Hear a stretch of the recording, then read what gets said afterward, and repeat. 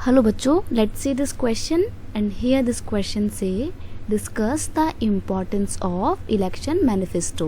यानी कि क्वेश्चन में आपसे बोला है जो इलेक्शन मैनिफेस्टो होता है उसकी क्या इम्पॉर्टेंस है, क्या सिग्निफिकेंस है। ओके, तो क्वेश्चन का की कंसेप्ट है इम्पॉर्टेंस ऑफ इलेक्शन मैनिफेस्टो।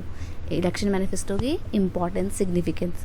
देखो इलेक्शन मैनिफेस्टो क्या होता है। Election manifesto is a statement given by a political party explaining what it will do if they win the election. यानी कि ये ना एक स्टेटमेंट होती है, रिटन स्टेटमेंट होती है, जिसमें पॉलिटिकल पार्टी बताती है कि वो क्या क्या काम करेगी अगर वो इस इलेक्शन में जीत जाती है, किसी भी इलेक्शन में अगर वो जीत जाती है तो। ठीक है, by election manifesto the voters come to know more about the political parties' policies, their ideology and their principles।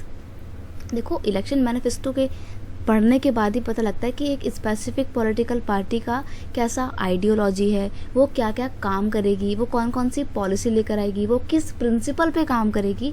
ये सब कुछ एक पॉलिटिकल पार्टी के ना मैनिफेस्टो से ही पता लगता है कि ये पॉलिटिकल पार्टी कैसी है। ठीक है, तो ये बात ध्यान रखिएगा, इलेक्शन मैनिफेस्टो इसलिए इम्पॉर्टेंट है क्योंकि एक तो वो पॉलिटिकल पार्टी के बारे में बताता है, दूसरा इसलिए इम्पॉर्टेंट है क्योंकि by the election manifesto people can easily think that which political party will prove the best for them.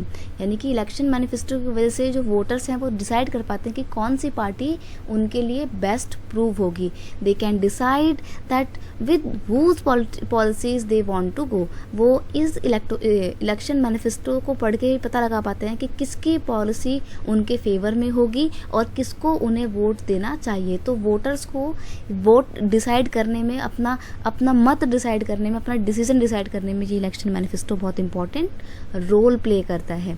And hence election manifesto is important, और इसीलिए इलेक्शन मैनिफेस्टो जो है वो बहुत इम्पॉर्टेंट है। Right, I hope you understand it well. Best of luck.